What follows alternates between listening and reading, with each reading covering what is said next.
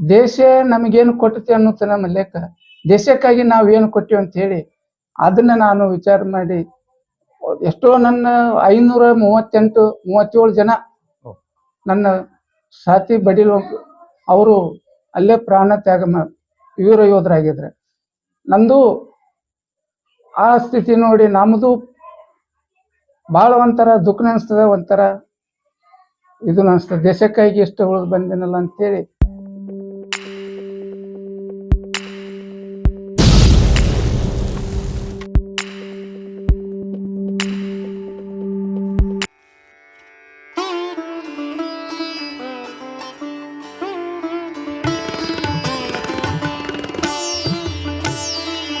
ಎಲ್ಲ ವೀಕ್ಷಕರಿಗೂ ನಮಸ್ಕಾರಗಳು.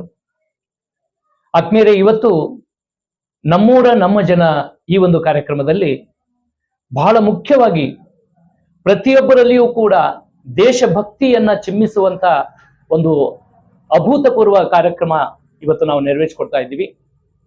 ತಮಗೆಲ್ಲ ಗೊತ್ತಿರ್ಬೋದು, ಭಾರತದ ದೇಶದಲ್ಲಿ 1999ರ ಮೇದಿಂದ ಜುಲೈದಲ್ಲಿ ಒಂದು ಘನಘೋರ ಯುದ್ಧ ನಡೀತು. ಅದು ಭಾರತ ಮತ್ತು ಪಾಕಿಸ್ತಾನ. ಈ ಒಂದು ಪಾಕಿಸ್ತಾನದ ದೇಶ ನಮ್ಮ ದೇಶದ ಒಂದು ಪ್ರದೇಶದಲ್ಲಿ ಆಕ್ರಮಿಸಿದಾಗ ಒಂದು ಕಾರ್ಗಿಲ್ ಯುದ್ಧ ಅನ್ನುವಂಥದ್ದು ಇವತ್ತು ನಾವು ಯಾರೂ ಕೂಡ ಮರೆಯುವಂತಿಲ್ಲ. ಅಂಥ ಯುದ್ಧದಲ್ಲಿ ನೂರಾರು ಭಾರತೀಯ ಯೋಧರು ವೀರ ಮರಣವನ್ನ ಅಪ್ಪಿದ್ರು.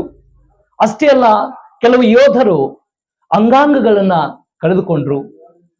ಇವತ್ತಿಗೂ ಕೂಡ ಕೆಲವೊಂದಿಷ್ಟು ಯೋಧರು ತಮ್ಮ ಬದುಕನ್ನ ಈ ಭಾರತ ಮಾತೆಗೆ ಅರ್ಪಿಸಿ ಇವತ್ತಿಗೂ ಕೂಡ ಅಂಥ ಒಂದು ಯುದ್ಧದಲ್ಲಿ ಸಾಕ್ಷಿಯಾಗಿ ಎದುರಾಳಿಗಳಿಗೆ ಎದೆವಡ್ಡಿ ಆ ಒಂದು ಸಂದರ್ಭದಲ್ಲಿ ಆ ಯುದ್ಧದಲ್ಲಿ ಜೀವಂತವಾಗಿದ್ದು ನಮ್ಮೊಂದಿಗೆ ಇನ್ನೂ ಚೈತನ್ಯಯುತವಾಗಿ ಬದುಕನ್ನ ಕಟ್ಟಿಕೊಂಡಿದ್ದಾರೆ.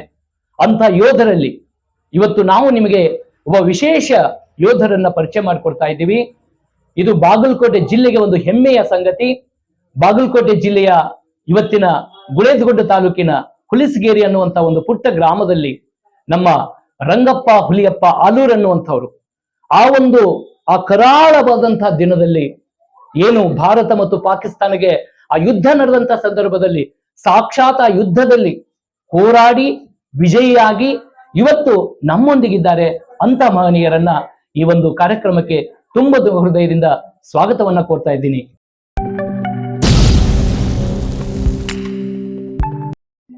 ನಮಸ್ತೆ ಸರ್. ನಮಸ್ಕಾರ. ನಮಸ್ಕಾರ ಸರ್, ತಮ್ಮ ಒಂದು ನಾವು ವಿಚಾರಗಳನ್ನ ಕೇಳಿದಾಗ ನಮ್ಮ ಮೈ ಮನವೆಲ್ಲ ರೋಮಾಂಚನಗೊಳ್ಳುತ್ತೆ.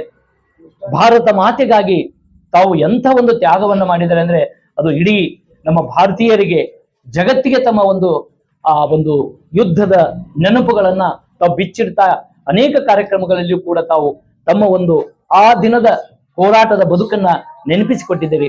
ಮತ್ತೊಮ್ಮೆ ನಮ್ಮ ವೀಕ್ಷಕರಿಗಾಗಿ ತಮ್ಮ ಆ ಕ್ಷಣದ ಅನುಭವಗಳನ್ನ ಹೇಳೋದಾದ್ರೆ ತಮ್ಮ ಮಾತುಗಳಲ್ಲಿ ನಮ್ಮ ನೇರವಾಗಿ ವೀಕ್ಷಕರಿಗೆ ತಿಳಿಸ್ಬೇಕಂತ ತಮ್ಮಲ್ಲಿ ವಿನಂತಿ ಮಾಡ್ಕೊತಾ ಇದ್ದೀನಿ. ನಮಸ್ಕಾರ.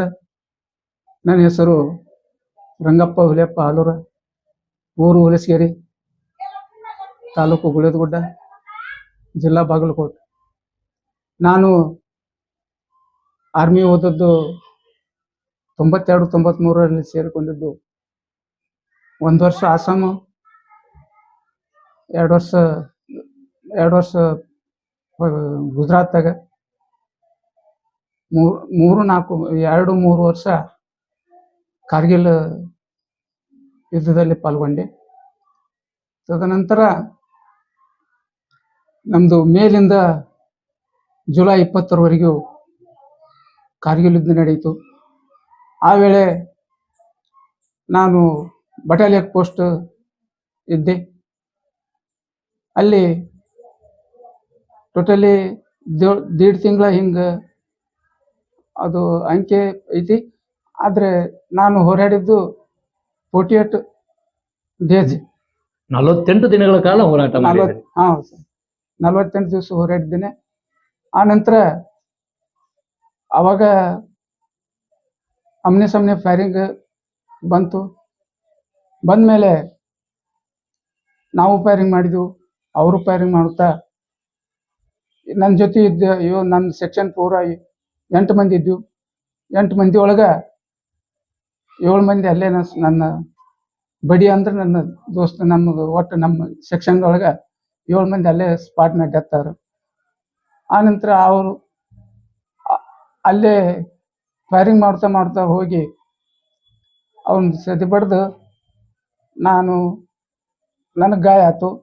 48 ತಾಸು ಅಲ್ಲೇ ಬರ್ಫ್ನಲ್ಲಿ ಬಿದ್ದಿದ್ದೆ, ಹಿಮದಲ್ಲೇ ಬಿದ್ದಿದ್ದೆ.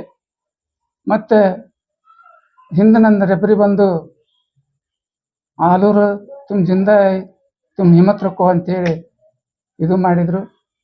ಆದರೂ 48 ತಾಸಲ್ಲಿ ನಾನು ಬಿದ್ದಿದ್ದು ನನಗೆ ಗೊತ್ತೂ ಇಲ್ಲ.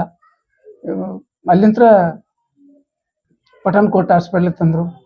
ಪಠಾಣ್ಕೋಟ್ಲಿಂದ ಅಲ್ಲಿ ಟ್ರೀಟ್ಮೆಂಟ್ ಅಲ್ಲಿ ಮಾಡಿದರು. ಚಂಡೀಗಢದಲ್ಲಿ 1 ವರ್ಷ ಟ್ರೀಟ್ಮೆಂಟ್ ಕೊಟ್ಟರು. ಪುನಾದಲ್ಲಿ 1 ವರ್ಷ, ದಿಲ್ಲಿಯಲ್ಲಿ 1 ವರ್ಷ. ಟೋಟಲಿ ನಾನು 28 ಆಪರೇಷನ್ ಆಗಿದ್ದಾವೆ. ಆದರೂ ಒಂದು ನಮಗೆ ಹೆಮ್ಮೆ, ಒಂದು ಅಲ್ಲಿ ಕ್ಷಣಗಳನ್ನು ಇದು ಮಾಡಿದರೆ ನಾನು ಒಂದು ಹುಟ್ಟಿ ಬಂದಿದ್ದಕ್ಕೂ ಸ್ವಾರ್ಥ ಅನಿಸ್ತದೆ. ಆದರೂ ನನ್ನ 2 ಕೈ 1 ಕಾಲು ಹೋಗಿದ್ದೆ, ಆದ್ರೆ ಎದ್ರ ಸಂಬಂಧ ಹೋಗಿದ್ದ, ದೇಶಕ್ಕಾಗಿ ಹೋಗಿದ್ದು ನನಗೊಂದು ಹೆಮ್ಮೆ ಇದೆ ಅಂಥೇಳಿ ಆವತ್ತಿನ ಇದನ್ನ ನಾನು ಇಷ್ಟೇ ಹೇಳೋದಂತಂದ್ರೆ, ದೇಶ ನಮಗೇನು ಕೊಟ್ಟತಿ ಅನ್ನೋದು ನಮ್ಮ ಲೆಕ್ಕ, ದೇಶಕ್ಕಾಗಿ ನಾವು ಏನು ಕೊಟ್ಟಿವಿ ಅಂತ ಹೇಳಿ ಅದನ್ನ ನಾನು ವಿಚಾರ ಮಾಡಿ ಎಷ್ಟೋ ನನ್ನ 537 ಜನ ನನ್ನ ಸಾಥಿ ಬಡಿಲು ಅವರು ಅಲ್ಲೇ ಪ್ರಾಣ ತ್ಯಾಗ ವೀರ ಯೋಧರಾಗಿದ್ರೆ. ನಂದು ಆ ಸ್ಥಿತಿ ನೋಡಿ ನಮ್ಮದು ಭಾಳ ಒಂಥರ ದುಃಖ ಅನಿಸ್ತದೆ, ಒಂಥರ ಇದು ಅನಿಸ್ತದೆ, ದೇಶಕ್ಕಾಗಿ ಎಷ್ಟು ಉಳಿದು ಬಂದಿನಲ್ಲ ಅಂತೇಳಿ. ಅವು ಎಲ್ಲರೂ ಈಗ ಈ ಸರ್ ನಿಜವಾಗ್ಲೂ ಕೂಡ ತಾವು ಯುವಕರಿಗೆಲ್ಲರಿಗೂ ಕೂಡ ಪ್ರೇರಣೆಯಾಗಿದ್ದೀರಿ. ಜೊತೆಗೆ ಆ ಯುದ್ಧದ ಅನುಭವವನ್ನ ತಾವು ಕಣ್ಣಾರೆ ಕಂಡಿದ್ದು ಬಹಳ ವಿವರವಾಗಿ ನಮಗೆಲ್ಲ ತಿಳಿಸಿದ್ರಿ. ಬಹುಶಃ ಇವತ್ತು ನಾವು ಪ್ರತಿ ವರ್ಷ ಜುಲೈ 26 ಕಾರ್ಗಿಲ್ ವಿಜಯೋತ್ಸವ ಅಂತ ತಿಳ್ಕೊಂಡು ಆಚರಣೆ ಮಾಡ್ತೀವಿ. ಆ ಸಂದರ್ಭ ಬಂದಾಗಲೆಲ್ಲ ತಮ್ಮನ್ನ ಬೇರೆ ಬೇರೆ ಕಾರ್ಯಕ್ರಮಗಳಲ್ಲಿ ಕೂಡ ಗೌರವಿಸ್ತಾ ಇದ್ದಾರೆ. ಮತ್ತೊಬ್ಬರಿಗೂ ಕೂಡ ತಾವು ಇನ್ಸ್ಪೈರ್ ಆಗಿ ಕೂಡ ಮಾತಾಡ್ತಾ ಇದ್ರಿ. ಸೊ ಅವಾಗ ನಿಮಗೆ ಯಾವ ರೀತಿಯಾಗಿ ಅನುಭವ ಆಗುತ್ತೆ ಸರ್? ನನ್ನ ಗುರುತಿಸಿ ಅಷ್ಟು ಇದು ಮಾಡ್ತಾರಲ್ಲ, ಅವಾಗ ನನಗೊಂದು ಹೆಮ್ಮೆ ಅನಿಸ್ತದೆ ಸರ್. ದೇಶಕ್ಕಾಗಿ ಎಷ್ಟೋ ಮಂದಿ 537 ಜನ ಇದು ಆಗಿದ್ದಾರಲ್ಲ, ಅವರಿಗೆ ತುಂಬಾ ಋಣಿಯಾಗಿರ್ತೀನಿ. ಎಷ್ಟೋ ಮಂದಿ ಹೆಸರಿಲ್ಲದಂಗ ಎಲ್ಲೋ ಸತ್ತು ಹೋಗ್ತೀವಿ, ಆದ್ರೆ ನಾವು ದೇಶಕ್ಕಾಗಿ ಆರ್ಮಿ ಒಳಗೆ ಹೋಗಿ ಪ್ರಾಣ ತ್ಯಾಗ ಮಾಡ್ತೇನೆ. ಅಲ್ಲೇ ಒಂದು ಒಳ್ಳೇದು ನಮಗೊಂದು ಹೆಮ್ಮೆ ಅಂತ ಹೇಳಿ ನಾ ಎಲ್ಲ ಎಲ್ಲಿ ನನ್ನ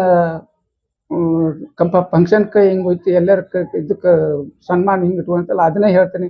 ನಾ ಎಲ್ಲರಿಗೂ ನಮ್ಮ ಅಣ್ಣನ ಮಕ್ಕಳನ್ನ 1 ಇಬ್ಬರು ಕಳಿಸಿದ್ದೇನೆ ಈಗ ಆರ್ಮಿ ಕೂಡ ನಾವು ಮರೆಯುವಂತಿಲ್ಲ. ಯಾಕಂದ್ರೆ ಇವತ್ತು ನಾವು ಸುರಕ್ಷಿತವಾಗಿದ್ದೀವಿ ಅಂದ್ರ ಆ ಗಡಿ ಪ್ರದೇಶದಲ್ಲಿ ನೀವು ನಿದ್ದೆಗೆಟ್ಟು ನಮ್ಮನ್ನೆಲ್ಲರನ್ನು ಕಾಯ್ತಾ ಇದಿರಲ್ಲ, ಅದು ಒಂದು ನಿಜವಾಗ್ಲೂ ಕೂಡ ಅಂತಹ ಒಂದು ಸೇವೆ ನಿಜವಾದ ಭಾರತಾಂಬೆಯ ಸೇವೆ ಅಂತಾನು ಕೂಡ ಹೇಳ್ಬಹುದು. ಜೊತೆಗೆ ಇವತ್ತು ಆ ಯುದ್ಧದಲ್ಲಿ ಸಾಕಷ್ಟು ವೀರ ಯೋಧರು ತಮ್ಮ ಪ್ರಾಣ ತ್ಯಾಗ ಮಾಡಿದ್ರು ಕೂಡ ಅವರೆಲ್ಲರೂ ಕೂಡ ನಿಮ್ಮ ಮುಖೇನ ಅವರನ್ನ ನಾವು ಇವತ್ತು ಕಾಣ್ತಾ ಇದೀವಿ ಅಂತಾನು ಕೂಡ ನಾವು ಹೇಳ್ಬೋದು ಸರ್. ಖಂಡಿತವಾಗ್ಲು. ಯಾಕಂದ್ರೆ ಅವ್ರನ್ನ ಅಜರಾಮರರು ಅಂತ ಕರಿತೀವಿ, ವೀರ ಯೋಧರು. ಅಂತ ವೀರ ಯೋಧರೆಲ್ಲರೂ ಕೂಡ ಇವತ್ತು ನೀವು ಜೀವಂತವಾಗಿ ಬಂದಿದ್ದೇ ಒಂದು ದೊಡ್ಡ ಹೆಮ್ಮೆ, ಅಭಿಮಾನ ಸಂಗತಿ. ಹೀಗಾಗಿ ತಾವು ಇನ್ನಷ್ಟು ನಮ್ಮ ಯುವಕರಿಗೆ ಈ ಭಾರತೀಯ ಸೇನೆಯಲ್ಲಿ ಸೇವೆ ಸಲ್ಲಿಸಲಿಕ್ಕೆ ತಾವು ಇನ್ನಷ್ಟು ಪ್ರೇರಣಾದಾಯಕರಾಗಿರಿ.